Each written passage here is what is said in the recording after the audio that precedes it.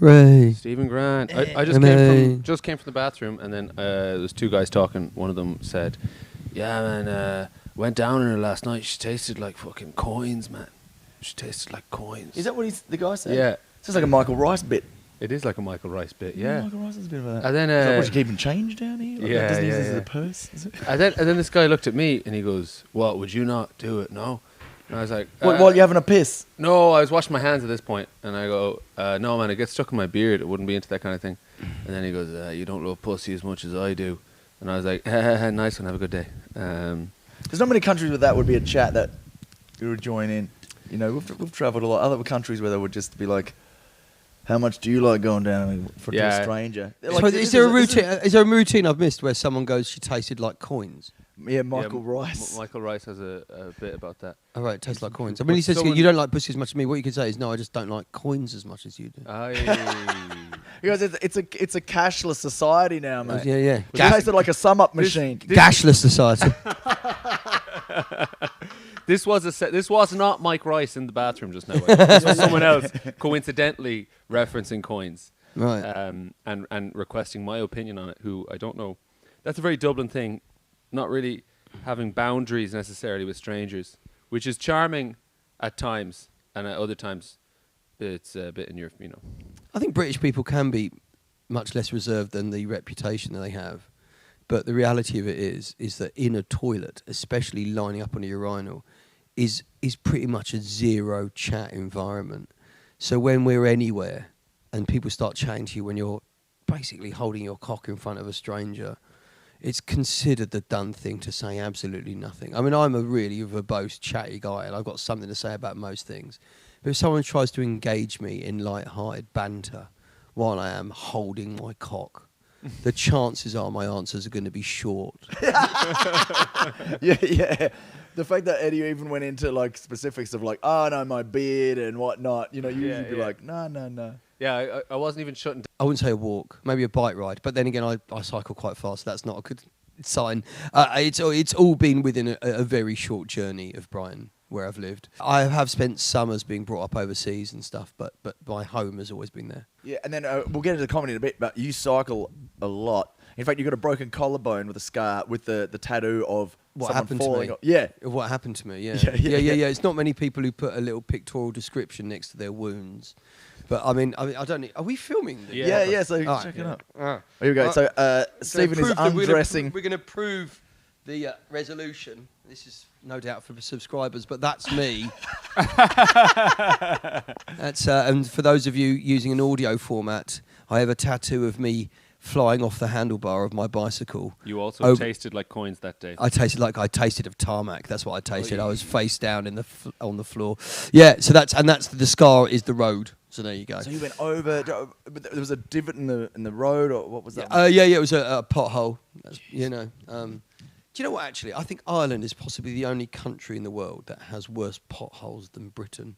That's not true. There are some countries that have completely rutted tracks. I'm sure there's someone listening right now in Angola going, "I think you'll find." Yeah. Right, okay, but the reality is that we have very fast roads that all of a sudden have effectively craters in the middle of them. I mean, that probably happens in Ukraine now as well. But I mean, but the fact is that you can spot them easier though. I was told There's once. Still smoke coming out of those ones. I was told once in Ireland that you could tell that the roads that the EU had helped contribute towards because they were flat.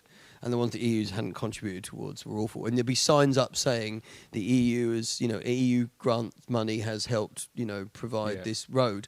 And it was basically a sign to people to put your foot down because you're not going to lose your wheels on a hidden hole. And if you don't see that sign, slow down because all of a sudden there's going to be just a massive crater and a ditch for no apparent reason. Say those signs were also just be like, "Don't leave the EU." Yeah. We needed a bit more of that in the UK, to be honest. I think we needed some signs. I think the problem I think the EU were told by the UK, don't put up signs saying the EU paid for this, because people would deface it and they will write stuff on it. But they probably should have done that. Maybe they should have put the signs places where people couldn't reach, something like that. So, like halfway up the telecom tower. Yeah. Like a real sort sign saying, "Just to let you know, the EU helped contribute to broadband across Wales." That's it. That's all we wanted to say. Yeah. And we'll go now. Get back on with your day. Have you heard of WANKSY?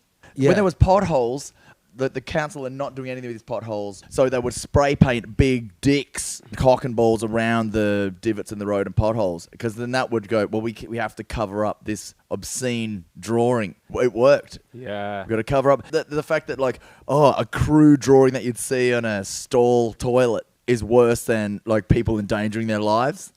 Let's do something about it. And they got the nickname WANKSY. It's a good idea, isn't it? That's grassroots, man. There's going to be some, in Ukraine, there's going to be some big cock and balls spray painted all over the place. Banksy's gone to Ukraine, hasn't he? And he's done various paintings on bits of walls, yeah. Good on him. Yeah, he did it in bits of Kiev after the Russians went. I don't think he's quite so guerrilla to do it while there's fighting in the neighbourhood street. I think he waited until the Russians pulled out of Kiev and then went in and did his painting. Maybe I don't blame him, though. Yeah, exactly. I mean, he's an artist, not a fighter. Yeah. But, like, everyone's like, who is Banksy? Who is Banksy? You'd know in Ukraine, you'd see him a mile away because there's the only person in a city where everyone's gone except this one dude with a stencil. Yeah. I wonder if that's him. I wonder if that's Banksy with a stencil. You know the way he does brilliant big pieces. Does he, obviously in his house or where his studio, he must cut out parts of the stencil, because you're not going to get like a 5-meter stencil, So what does he, logistically? I think it's fabric. I think he unrolls it. I think he'll cut it into vinyl and then unroll it. I think I saw a bit of a documentary which showed what he does without showing him, and that he spends ages in his studio getting the stencil right. Then he turns up with the stencil, sprays it, and disappears again. And he's obviously many years doing it. He's very good at it. He's in and out in 15 minutes. So which is astonishing when you consider how much money it makes, each of the things. Yeah. But I think he's very funny. He's a huge fan of stand-up as well, Banksy. He's got mates who are stand-ups. There are a few comedians. Yeah, Adam Bloom, Sarah Bonetto. There's a few people who know who he is as well in the world of comedy. There's even a guy called Simon, and I forgot his surname because he lived in Brighton and he's since given up stand-up, who was a mate with his when he was a struggling artist who owned some original Banksy work, and he sold a few of them and he's basically retired off it. So, nice. And but he did his Dismaland, didn't he? No, Dismal World instead of Disney World. Dismal World. He did his kind of like rundown adventure park or whatever like that, and they had a comedy stage there. Yeah, and he got in touch with Adam Bloom because he was telling me when we were gigging together to be like, can you write me some stuff and perform at it, because he wanted to stand up in Dismal Land. Yeah, Dismaland. Dismaland, yeah. Does that still exist, Dismaland? No, it was a one-off. It was like a festival. It was a pop-up, pretend dystopian fairground with a comedy club. Be like, bit like the Crackdown. Bit like the Crackdown. Remember when Father Ted had that episode where there was Craggy Island had a festival and there was a crane with a bench hanging from it, and Father Jack was up there, and there was like a cat. Spider Baby. Spider Baby! In the freak show, they had a Spider Baby. Yeah. So, so Steve and Brian, this is the first time you were saying on stage last night, first time in 10 years since you've been to Ireland or gigged in Ireland. Yeah, I've been in Ireland a few times in the intervening period, but not actually gigging. Which seems strange because I tend to just do a gig wherever I go. I can find a gig from the far recesses of any corner and turn up. It's weird, isn't it? Because the way comedy works, we all know, is that you phone somebody up, you try and find a gap. If there's a gap in their diary, a gap in your diary, you make it all happen, you prepare for it, you get your logistics right, you turn up, you do the gig, assuming nothing else comes in or you have to cancel it or TV work or something like that. So actually, there's quite a process between the I want to do a gig and actually doing the gig. But there's also, if you're a fairly established comedian, you can turn up at a gig and go, all right. Got space for me to do 5 minutes? Yeah, all right, on you go. I know I shouldn't be saying this because loads of people listening go, oh, I'll just do that. And then there'll be the gigs all up and down the country, like 30 people turning up saying, can I go on? But you're assuming we've got more than 30 listeners, which is nice of you. Yeah. Hey, look, the way these podcasts work are that people listen to them retrospectively. I have a cycling podcast that I haven't had a chance to do anything with a couple of years since the pandemic. Cool. What's it called? The Cyclist Pod. It's the biggest leisure cycling podcast in Europe. Hey. But I haven't done anything with it for 2 years, so it's probably tiny now. When people it's like find riding it, a bike, they'll get right back into it. Exactly. And when people find it and they like it, they go back and they retrospectively listen to old episodes, which is really embarrassing because when I listen to the first 5 or 6 episodes, it's so awful. Yeah, it takes a while. It takes a while to get the groove. Oh, yeah, it takes a while to get the groove. Because what happens when you start it, you've got 1,000 things in your head that you've told yourself that you're going to do, and they become this muddled, shouty mess. And then it's like any other thing on stage. You just get into the motion of it and it happens. It's great. Yeah. And then you were, well, we met at the Comedia, and then you ran that for how many years? 23 years. 23 years, yeah. Because you went in, there was no comedy there at the time, and you went in there and were like, hey, I want to do. Wait, was it called a Comedia? Well, the Comedia's the venue. The night was called the Crater. Crater, yeah. And the reason why it was called the Crater is the first time I went into the venue to have a look around it, it didn't have a floor. It was just a hole in the ground. I didn't know that. That's why it's called the Crater. Brilliant. First time I saw it, it was a crater in the Did ground. you get it? Did you get a floor in before your first gig there? We did, yeah. Though to be fair, I've seen gigs where even a floor would be considered luxury, to be honest with you. But no, it had a floor. It was a really good gig in a good part of town in Brighton. It got a little tired towards the end because they didn't spend any money on it, and it was getting a little bit sticky floored and smelt weird and stuff. But you know, people like that in comedy clubs as well. So, but yeah, no, I'm not there anymore. And I've got for years of running it, I wasn't really running the venue. I was just booking the acts. I kept thinking, I would change this or I'd move this or whatever, but it wasn't mine to do it. So now I've got one called The Forge, which is down to me, how it works, how it looks, branding, name, everything. So I've had to put my money where my mouth is, and it's quite a lot of money.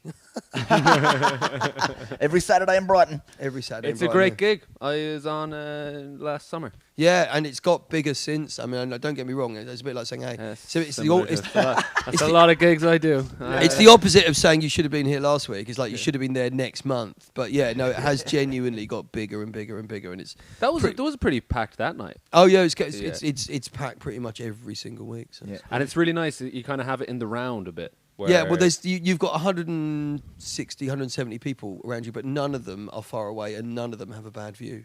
Great. They're all watching you up close on three sides. It's great. That's what you want. Because when you ran Craic Comedy Club, that was voted the best comedy club in South England for years, man, wasn't it? A decade of it, yeah. Decade. And that was down to you booking great acts, like myself, but mainly down to that you were hosting most of them. Yeah. And then you were also, like, we can go into but you were voted the best host in UK probably numerous times, I think. So I got nominated 4 times and won it twice. All right, so like the Leonardo DiCaprio of nominated many times. Best compere in the UK twice. Is this the Chortle Awards? Yeah, Chortle Awards. And then, but then the Forge Comedy Club, my new one, got voted best comedy night in the South. So already, yeah, bang! Yeah, within 1 year of running. So the award just follows you around, like wherever you go. Yeah, yeah. It's. I mean, I'm glad, but at the same time, it's an eye-watering amount of work. I mean, so much work, so much work. You think it's like just turn up, make sure you got lights and sound, but oh god, it's not. It's enormous. Yeah, even with this, because there's 2 of us, and it's too much for just us 2. Yeah. So just for one person. Yeah, but you run a lot of gigs here. We have 8 shows a week. Yeah, exactly. 7, but sometimes 8 if someone wants to do a solo show. Yeah, put on a yeah. Well, we do solo shows as well. We've already had Russell Howard and Russell Kane. Yeah. And, all the Russells. But all the Russells. Yeah, actually we had all the Russells. And but other people just turning up at our normal gigs. We've had John Bishop, Ramesh Ranganathan, nice. Lyons. I think I think doing sets. I think what works with a host is because your brain works. I was saying this to Eddie. You can sort of learn how to be a better comic, but you can't learn to get a good brain like you. Like you work hard on your set, but then watching you, when you type something into Google and it says found all these results in 0.003 of a second. You're like that when you go, where are you from? What do you do? And then you just go, oh yeah. Yeah, your joke results are very fast. You cut your rate. It's recall and a Rolodex, really. I'm quite good at coming up with stuff off the top of my head, but I'm also quite good at remembering previous stuff I've come up with from the top of my head that worked, and I can recall that fairly quickly. So you say a country, you say an occupation, and I'll probably have a joke I can do with it. And if not, I'll come up with something there and then. And if it was funny, I'll remember it for the next time. So every time you hear me say something on stage on the basis of something they said it out, it might be something I knew already, but the first time I said it, I came up with it. Which is why it always sounds like I've just come up with it. Yeah, also, and it's particularly fast. I mean, when I MC, so you do this thing, like I do it when I'm trying to buy myself time, basically, where you asking someone a question, and then you find that they give you the little nugget of a fact that you can work with comedically, and then I try and buy myself time by like kind of, I don't know what I'll do. I'll kind of like days into the distance and say something, and then the thought will come in, and then I'm off on a rant about something. But And you see a lot of MCs and they do that. They're buying themselves time by asking another question, and you can see their brain is trying to work there. But you just, it's rare I've seen anyone just like one question and then it's straight There's in, no pauses. 20 punchlines and next, and then you go to the next person and like they give you one fact. You're like, all right, here we go, 20 punchlines on that. Next, Yeah. You're like an automatic rifle. Like Yeah, we're like, yeah, it's a bit easy.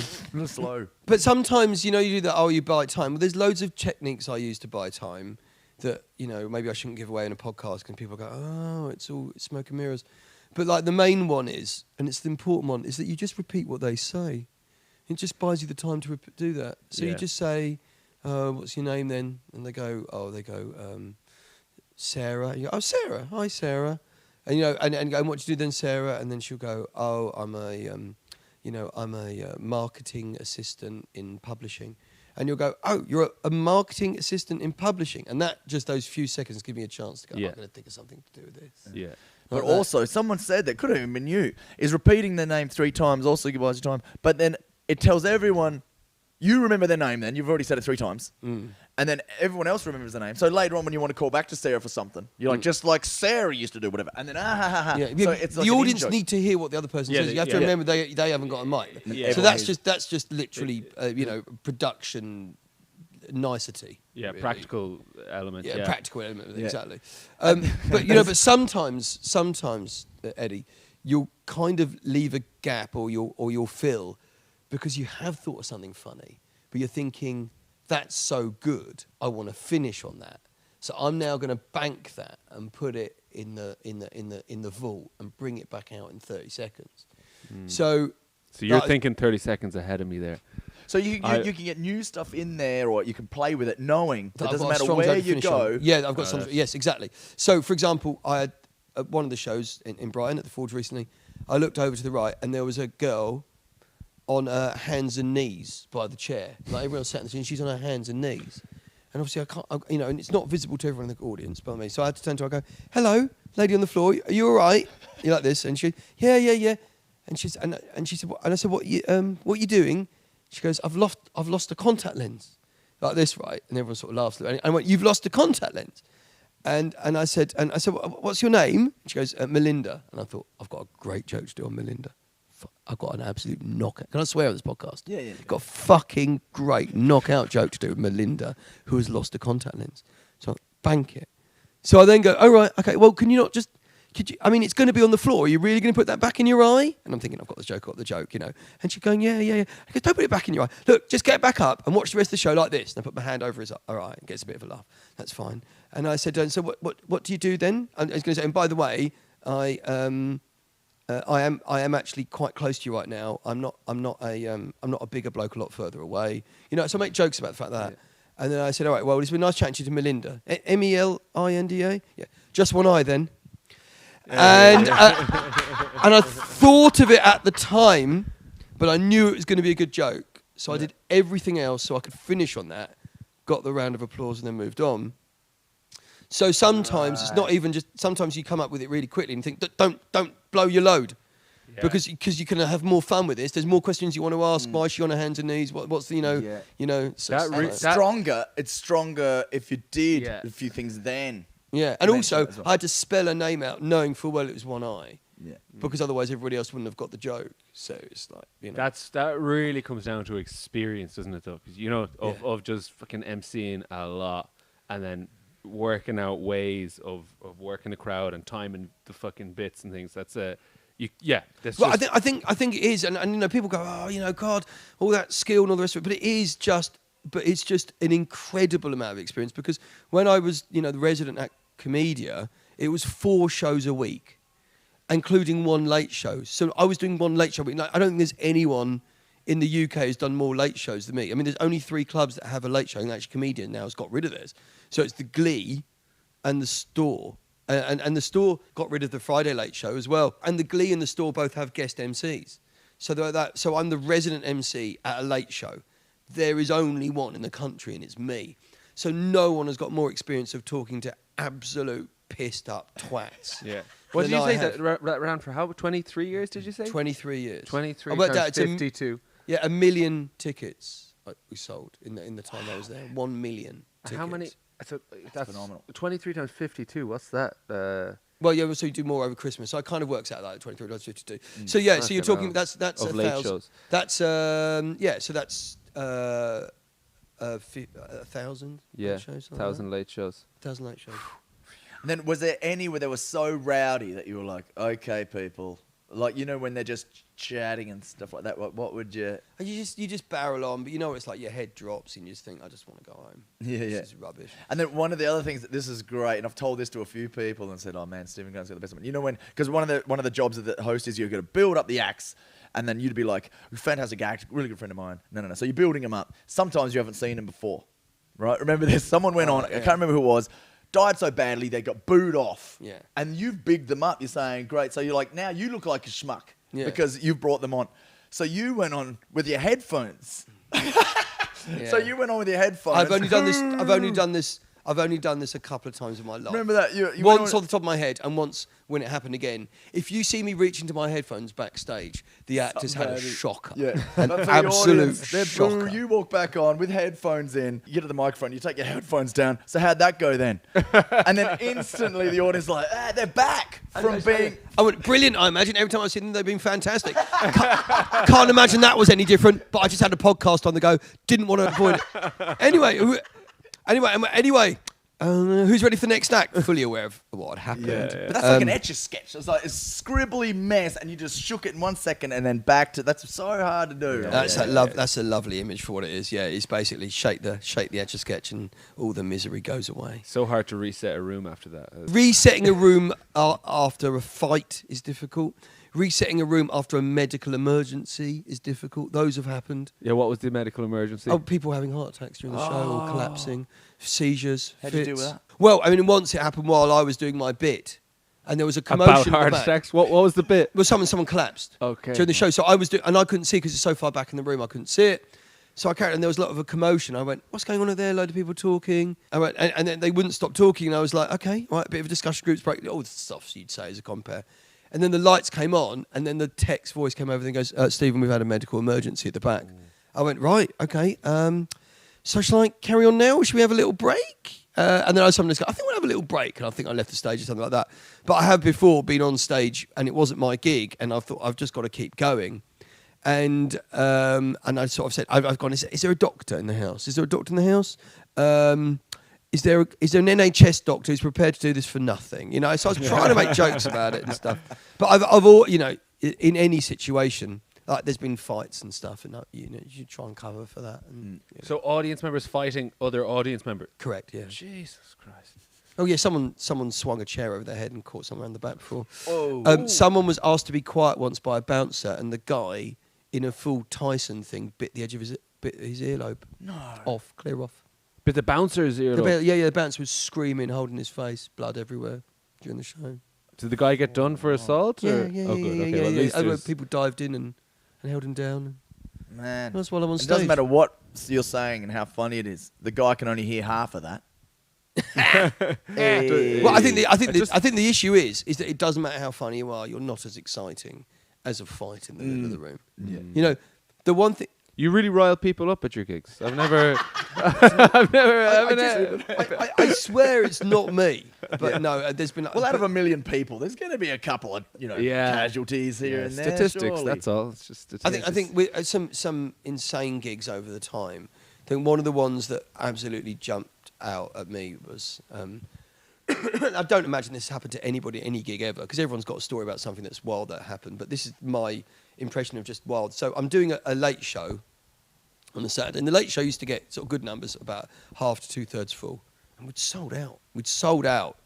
But we would only sold about 100 of the 280 tickets at midday, and then suddenly we'd sold out by 4 in the afternoon. And I was thinking, by about 5 in the afternoon or something like that. And I was thinking, well, I don't know what's happening. He's like, is it a big group or something? I want to know. And he goes, no, loads of separate individual bookings, mostly just individuals and couples. I think, loads of individuals. We love comedy and we love doing comedy, and we don't want to put people off coming to comedy. But when someone comes to comedy on their own, you're always a little bit suspicious. Anyway. And a lot of them. Yeah. Yeah. So I'm thinking, what is it? Some kind of conference or something that they've all been asked to buy the tickets on their own? No idea. Anyway. the doors, the early show goes, the room's being reset, the queue's forming outside for the late show. And the queue's huge. It's going to the end of the round. It's going to be absolutely cracking late show. So the doors open sort of 30 minutes before the show, and everyone pours in, and the queue around the bar is unbelievable, like nothing you've ever seen. Not like one person getting the drinks. Everyone, there are people at the bar, they're buying whole bottles, they're buying whatever. But not many people are taking their seats. So it gets to like 5 minutes until the show's about to start, and I'm looking around, I'm thinking, there's less people in this room than when we started the show. There's about 100. We've sold nearly 280 tickets. Where's everyone? And the bar's almost empty. Like, it's been cleared out. Like, they've run out of most things. They've only got stuff left on tap. Unopened bottled wines have all been sold. The bottles of beer have all been sold. Spirits have all been sold. It's just the stuff that's on the optics. And It was the tap. yearly AA conference in Brighton. No, what it was that Fatboy Slim was putting on a free gig at the beach, and every off licence in town was absolutely empty. 250,000 people had turned up for this free gig on the beach that had a capacity of 80,000, right? Okay, Brighton had been swamped. There had been 10-mile tailbacks into town, because he was saying, God, it's taking forever to get in, there's loads of traffic, And I didn't put two and two together. There was no drink. So these people had bought a ticket so they could empty the bar and fuck off down the beach. Wow. So everyone got into the bar, grabbed their drinks and went. So we played to 100 people in a sellout room, sober. And the fights were Fatboy insane. Sling was fucking in heaven. Where's the drink? Yeah, 250,000 people on the beach. Remember, they banned it because someone died at the gig. And I was thinking... Hang on, your gig or Fatboy Slim? No, Fatboy Slim. Okay. Yeah, we didn't have 250,000. And I always think it's so unfair, because if you put 250,000 people together in one place, you put 250,000 people doing bingo in the O2, one will die. Right? Because just numerics. Like, in every room of 1 million people, 4 people die. One has a heart attack, one has a stroke, one slips over on pencil and puts it through their neck. Do you know what I mean? Like, one has a sneezing fit and has a seizure, doesn't make it. Do you know what I mean? It's like, it's just going to happen. It's like that. Yeah, I always feel really bad. And he goes, oh, someone died. Yeah, but it's 250,000 people. Yeah, it's Someone's not gonna die. Fatboy Slim. Every year someone dies at Glastonbury. Like the guy, was it a drug overdose? No, they just No, this is a lot of people. coughed their guts Old out. age. Yeah, old age. Yeah. Yeah. So you go up and down alone a lot. You're in Berlin next week, did you say? Yeah, Berlin next week. Cool. yeah. Where are you gigging in Berlin? Cosmic, and then there's another one run by a guy called Otis. I'm back in Berlin again in April for a place called Craic. I gotta go. Oh, man. I gotta get over to Berlin. I've done Berlin? that. Christian Schutterlow's gig. Yes, oh, it's great. Incredible, isn't it? Oh, what a room. And midweek, yeah. So I'm looking forward to that. Berlin's got a big scene of comedy. It's huge. It's probably the biggest in English Europe speakers, I would of say so. all cities. Yeah. Yeah. Must be. Isn't that? It's crazy, isn't it? A lot of comics, if they just want to. Well, look, I mean, if good, you fast, want and to talk giggle. about this, because I do a lot of overseas work, for years I was doing overseas work because there's huge British expat communities, but those numbers have been dropping down, and in some places they've been plummeting. Remember, you did the Middle East, you go and do Qatar for 2 days, for the Laughter Factory, and there'd be 400 people in the room each night, and it was just incredible. And the last time I did Qatar, it was one night, and it was 25 people. And I think, Why is that? Where are they all going? Well, they've all done. They were there They to pumped set the up oil. the industry. The oil's done. They set up the industry. They build the factories, and they go. And then they're now run by a mixture of local people and people from the Southeast Asian subcontinent. Oh, and then they move back to Barnsley or something. Well, I don't know what they do. They go on somewhere else, or they retire because they make a huge amount of money. Would you not rewrite your set for Southeast Asian audience? To a little bit, but that's the whole point. You see, now it's not, well, no, because expats want to hear you do stuff Yeah. that they remember back in Britain and Ireland, and so there'll be British and Irish people, and there'll be some Aussies and some South Africans and Americans and Canadians, but all people for whom English was the first language. Yeah. But now you go and do those gigs, and some of them have kept going, and they've got local people in, and local people are interested in comedy because of social media, because of TikTok, because of YouTube, and so they're watching a load of comedy which is predominantly American. Yeah. So they really like that American style of comedy where where it's not subtle and it's hammered in, and and the anecdotes are short and pithy, and the writing is sharp, and the delivery is abrupt. And they set their stall out beforehand. It's very different to that British thing where there's the subtlety of trying to fill in the gaps of the missing information to work out where the joke is, and there's big, grand staged punchlines. And that's what they're used to. Because I went and did the second ever legal, because they've been illegal once for ages, comedy gig in Saudi Arabia. at the in autumn last year. It's only the second ever published legal stand-up comedy gig there. No way. And I was thinking, it's going to be loads of people from the oil and gas industry, expats who live over there. No, it's 90% Saudi, for whom English is, a language they know well enough to enjoy. But but I was chatting to them after the gig, and you're kind of expected to stick around and meet and greet and stuff.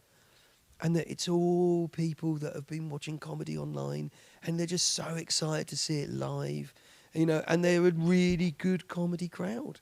And that's the future. The future is doing our comedy to different cultures who go to one place for their comedy, which is the internet. Yeah. And so what were they laughing at? What are Saudis like? What stuff hit? Like relationship stuff, travel, food and drink. Like what are you talking about? Anywhere you've had comedy for a while, like Britain, Ireland, Australia, America, Canada, the comedy's evolved with it. So, you've lost a lot of the subtlety, and people have got sensibilities about stuff. Those sensibilities don't exist on emerging comedy markets. So you can be quite mean and they'll find it funny. I made a joke that I don't think I would get away with in the UK. And bear in mind, this is a joke. It's not a deep held personal belief. But the fact is, Saudi Arabia is slowly but surely becoming more progressive. And I mentioned that at the beginning because you want to celebrate the fact it's a young country, it's got a young new ruler, and so therefore there is a slow pace of change. It is still many, many years, if not decades, behind European countries, but it's certainly not stuck in the water. It's not going anywhere. So I came on and I said, I've come the first time in Saudi Arabia. I said a lot of preconceived misconceptions. It's been great to get rid of that. They all applaud. And I said, I noticed that the women here can now drive. They can't park, but these things take time. Right, okay, right. Got a nice big laugh, including from the women who, by the way, were in the audience as well. There was women in the audience as well. In fact, actually, one of the princesses from the Crown family was in the front row, so you felt like you had to be funny. And that got a laugh. But I just imagine a situation where you would tell that, in the UK, maybe people would consider it to be obvious punching down joke based on women can't park a car, and they'd be right. But, in that environment, to that audience who've never heard comedy before, it's a great joke. And at the end of the day, I don't care if it's as long as it's a great joke. And people know they're there for comedy, watching a comedian. If you can't work out that's a joke, you're in the wrong place. But the point I was making initially when we went down that route was the fact that the locals' taste for comedy is being shaped almost entirely by the algorithm. What YouTube and TikTok and Instagram Reels throws their way. Pro-communist material is booming. I'm writing jokes about communism all the time for TikTok. Well, I'm curious as to whether TikTok would specify the way that algorithm works. Though obviously it's an incredibly deeply held secret. For the simple reason, if people understood it, then they would game the system to make sure that they got the lion's share of views. Is the fact that when TikTok works out that you have taken interest in something, and by the way, that doesn't even mean clicking on it. It just means hovering on it while you're scrolling. It works out how much you play before you move on. And so it knows, compared to other things you've put up and what you've done, that is popular. And then it puts it into other people's feeds. And it doesn't do it for your benefit. It does it for theirs. Because for every creator on every social media platform, there's 100 audience. Someone who's never going to create and upload stuff. They just want to look. So what it wants to do is, because TikTok is competing with Reels, is competing with YouTube, is they want everyone to go to them. So it's really important their algorithm gives people the freshest and most interesting and fun content. And because they're trying to pitch for the age group 16 to 24, new is everything, which is why, I know people, Damien, you're one of those, who, start putting stuff on TikTok. Some of it goes viral. Bang, loads of followers. Way, I'm established. And then their stuff starts disappearing for the simple reason is you're not new anymore. So it will build you and it will drop you because it's for the benefit of the people viewing your content, not the people creating the content. So you're a has-been before you're a has, really. It's like correct. It's coming out like Hollywood. We're going to have to head off in a minute because the show is about to start. But quick thing I read recently was that, Metaverse, that is the Facebook VR reality fucking thing that's all building now. There was a conference where basically, I think it was the staff from Metaverse were explaining the profit model of Metaverse, because they're giving out a lot of free software for people to engage with. It was like, where's the profit? It's obviously going to be in advertising. And how they're going to try and create new advertising, because we're also accustomed now to social media, things coming up, you skip, is they're going to use AI similar to like chatbot, but they're going to be, characters in metaverse that are there to befriend you. So they develop a relationship with you. They know your likes, so they can talk to you about those topics. And you develop a friendship with this AI bot. And then that bot is going to do product placements. So like they get to know you even more and more and more, and then it's going to slip into the conversations, trying to hook you into metaverse with your digital friends, and then it's just going to slip. It's a product placement, and that's the profit model. That's where they're going to make the money. Like Facebook runs on ads, that's their money. So now metaverse is going to be ads through AI bots. Yeah, they'll be like, we're your friend. Let's go to Burger King. I was thinking, you don't need metaverse for that, man. Pay me. I'll advertise shit to my friends. Do you know? Like, if my friend's buying a car, if my friend's buying a car, I'll be like, highest bidder, come to me. I'll fucking convince them to buy whatever your brand is. But that's the metaverse model, apparently. That's how they're going to... Yeah, well, AI is frightening, though. I mean, AI was doing artwork. It was writing music, but now it's writing jokes. Yeah. Do you think it'll Any be... good ones? I think it'll be... Yeah, like any brand new comedy writer, 1 in 20 of them's good. And 2 or 3 of them are okay, and the rest of them are absolutely eye-wateringly bad. Speaking of good and bad jokes, we got to get ready for the show. We've got to set up. Yeah. This has been an absolute pleasure. Cheers, thank you for having us. Stephen. Oh, yeah, so if you're in Brighton, go to the Forge every Saturday. Forge Comedy Club on a Saturday night, yeah. Forge Comedy Club. And if you're not in Brighton, go to Brighton. Yeah, or just follow us on social media at Stephen C. Grant. Be one of my Twitter followers. I've not gained any in 5 years. 20,000. Be one of the 20. Be the 20,000 first. Yeah, follower. I know. And then what'll happen is someone else will leave. It's 1 in, 1 out. I'm like a busy nightclub. It got busy, and then it's stayed at one level ever since. It genuinely is. I'm like a really busy nightclub. You're just getting the 20. You're like, instead of like Jesus having 12 followers, you're like, just 20,000 is enough for me. Yeah, it's and fine. Then you're just like reading. It is actually. I can post about anything, and I will get an intelligent answer and 5 dickhead ones. It's great. Oh, that's all you need, isn't it? Exactly. It's like a stag do. You got 5 dickhead mates and like just 1 or 2 good ones. Yeah, exactly. The ones who'll get you in the cab, and the other ones who'll draw a massive cock on your forehead. And if you're looking for a tasty beer, why not try Re-Raw beer? Speaking of Eddie selling to anything, but we love beer, Irish beer, and a new lager from Wicklow. Oh, it's tasty and crisp. Oh, it's tasty. And I'm not a bot. I'm not some bot friend from Metaverse. He's not a bot. We just love beer, and this is great beer, and they are our new sponsor. It's a lovely new craft beer lager, and they're sponsoring the show. Yeah. Jump on board. Jump on board with the Re-Raw beer. We love it. We love it. Thanks, Stephen. And we're going to go, and Stephen is on the Craic tonight, so I can't bloody wait. So let's do it. Yeah. Follow Stephen C. Grant on the socials. Thanks, Steve. Pleasure. Thank you.